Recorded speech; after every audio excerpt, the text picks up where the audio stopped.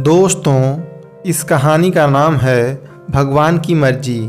एक पुरानी सी इमारत में वैद्य जी का मकान था। पिछले हिस्से में रहते थे और अगले हिस्से में दवा खाना खोल रखा था। उनकी पत्नी की आदत थी कि दवा खाना खोलने से पहले उस दिन के लिए आवश्यक सामान एक चिट्ठी में लिख कर दे देती थी। वैद्य जी गद्दी पर बैठकर पहले भगवान का नाम लेते, फिर वह चिट्ठी खोलते। पत्नी ने जो बातें लिखी होती उनके भाव देखते, फिर उनका हिसाब करते, फिर परमात्मा से प्रार्थना करते कि हे भगवान, मैं केवल तेरे ही आदेश के अनुसार तेरी भक्ति छोड़कर यहाँ दुनियादारी के चक्कर में आ बैठा हूँ। वैद्य जी कभी अपने मुंह से किसी रोगी से फीस नहीं मांगते थे।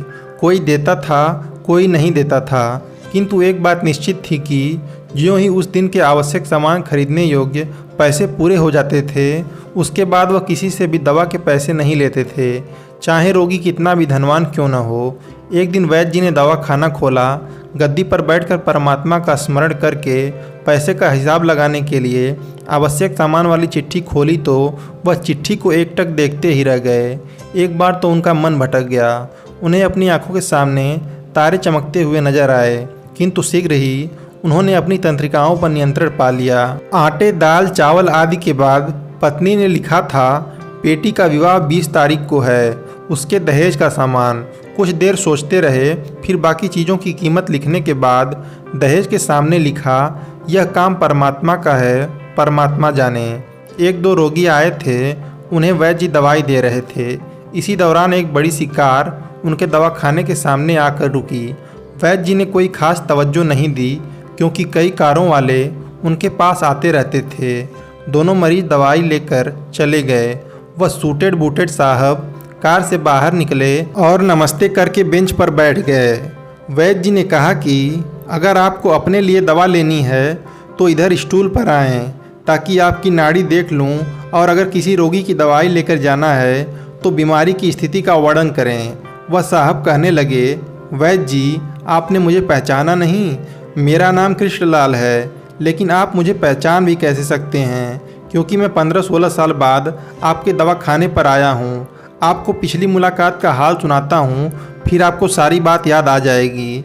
जब मैं पहली बार यहाँ आया था तो मैं खुद नहीं आया था, अपितु ईश्वर मुझे आपके पास ले आया था, क्योंकि ईश्वर ने मुझ पर कृपा की थी और वह मेरा घर आबाद करना चाहता था। हुआ इस तरह था कि मैं कार से अपने पैतृक घर जा रहा था। बिल्कुल आपके दवाखाने के सामने हमारी कार पंचर हो गई। ड्राइवर कार का पहिया उतारकर पंचर लगवाने चला गया। आपने देखा कि गर्मी में कार के पास खड़ा था, तो आप मेरे पास आए और दवाखाने की ओर इशारा किया और कहा कि इधर आकर कुर्सी पर बैठ जाएं। अंधा क्या चाहे दो आँखें, और मैं कुर्सी पर आकर बैठ गया। ड्राइवर ने कुछ ज़्यादा ही देर लगा दी थी। एक छोटी सी बच्ची भी यहाँ आपकी मेज़ के पास खड़ी थी और बार बार कह रही थी, चलो न बाबा, मुझे भूख लगी है। आप उससे कह रहे थे कि बेटी थोड़ा धीरज धरो, चलते हैं। मैं यह सोचकर कि इतनी देर से आपके पास बैठा था और मेरे ही कारण आप खाने भी नहीं जा रहे थे, मुझे कोई दवाई खरीद लेनी चाहिए ताकि आप मेरे बैठने का भार महसूस न करें। मैंने कहा, वैद्य जी, मैं पिछले 5-6 साल से इंग्लैंड में रहकर कारोबार कर रहा हूँ। इंग्लैंड जाने से पहले मेरी शादी हो गई थी, लेकिन अब तक बच्चे के सुख से वंचित हूँ। यहाँ भी इलाज करवाया और वहाँ इंग्लैंड में भी, लेकिन किस्मत ने निराशा के सिवा और कुछ नहीं दिया। आपने कहा था, मेरे भाई, भगवान से निराश न हो। याद रखो कि उसके कोष में किसी चीज़ की कोई कमी नहीं है।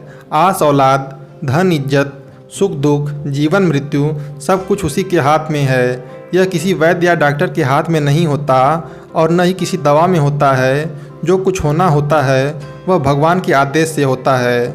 औलाद देनी है तो उसी ने देनी है।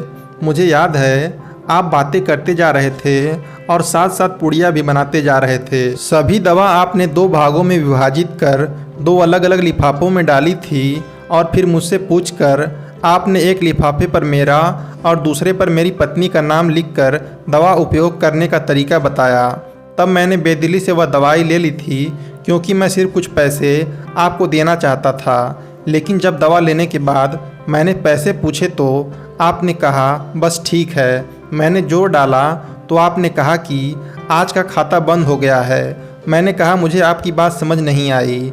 इसी दौरान वहाँ एक आदमी आया। उसने हमारी चर्चा सुनकर मुझे बताया कि खाता बंद होने का मतलब यह है कि आज के घरेलू खर्च के लिए जितनी राशि वैद्य जी ने भगवान से मांगी थी वह ईश्वर ने उन्हें दे दी है। अधिक पैसे वे नहीं ले सकते। मैं कुछ हैरान हुआ और कुछ दिल में लज्जित भी कि मेरे विचार कितने निम्न थे और यह सरल चित्त वैद्य कितना महान है। मैंने जब घर जाकर अपनी पत्नी को औषधि दिखाई और सारी बात बताई तो उसके मुंह से निकला वो इंसान नहीं कोई देवता है और उसकी दी हुई दवा ही हमारे मन की मुराद पूरी करने का कारण बनेगी। आज मेरे घर में 2 फूल खिले हुए हैं। हम दोनों पति पत्नी हर समय आपके लिए प्रार्थना करते रहते हैं। इतने साल तक कारोबार ने फुर्सत ही न दी कि स्वयं आकर आपसे धन्यवाद के 2 शब्द ही कह जाता। इतने बरसों बाद आज भारत आया हूँ और कार केवल आपकी यहीं रोकी है। वैद्य जी, हमारा सारा परिवार इंग्लैंड में सेटल हो चुका है। केवल मेरी एक विधवा बहन अपनी बेटी के साथ भारत में रहती है। हमारी भांजी की शादी इस महीने की 21 तारीख को होनी है। न जाने क्यों जब मैं अपनी भांजी के भात के लिए कोई सामान खरीदता था तो मेरी आंखों के सामने आपकी वह छोटी सी बेटी भी आ जाती थी और हर सामान मैं दोहरा खरीद लेता था। मैं आपके विचारों को जानता था कि आप संभवतः वह सामान न लें, किंतु मुझे लगता था कि मेरी अपनी सगी भांजी के साथ जो चेहरा मुझे बार बार दिख रहा है वह भी मेरी भांजी है। मुझे लगता था कि ईश्वर ने इस भांजी के विवाह में भी मुझे भात भरने की जिम्मेदारी दी है। वैद्य जी की आंखें आश्चर्य से खुली की खुली रह गई और बहुत धीमी आवाज़ में बोले, कृष्णलाल जी, आप जो कुछ कह रहे हैं मुझे समझ नहीं आ रहा कि ईश्वर की यह क्या माया है। आप मेरी श्रीमती के हाथ लिखी हुई यह चिट्ठी देखिए। और वैद्य जी ने चिट्ठी खोलकर कृष्णलाल जी को पकड़ा दी। वहाँ उपस्थित सभी यह देखकर हैरान रह गए कि दहेज का सामान के सामने लिखा हुआ था, यह काम परमात्मा का है, परमात्मा जाने। कांपती सी आवाज़ में वैद्य जी बोले, कृष्णलाल जी, विश्वास कीजिए कि आज तक कभी ऐसा नहीं हुआ कि पत्नी ने चिट्ठी पर आवश्यकता लिखी हो और भगवान ने उसी दिन उसकी व्यवस्था न कर दी हो। आपकी बातें सुन के तो लगता है कि भगवान को पता होता है कि किस दिन मेरी श्रीमती क्या लिखने वाली हैं, अन्यथा आपसे इतने दिन पहले ही सामान खरीदना आरंभ न करवा दिया होता परमात्मा ने। वाह भगवान वाह, तू महान है, तू दयावान है। मैं हैरान हूँ कि वह कैसे अपने रंग दिखाता है। वैद्य जी ने आगे कहा, जब से होश संभाला है एक ही पाठ पढ़ा है कि सुबह परमात्मा का आभार करो, शाम को अच्छा दिन गुजरने का आभार करो, खाते समय उसका आभार करो, सोते समय उसका आभार करो। शुक्र है मेरे मालिक, तेरा लाख लाख शुक्र है।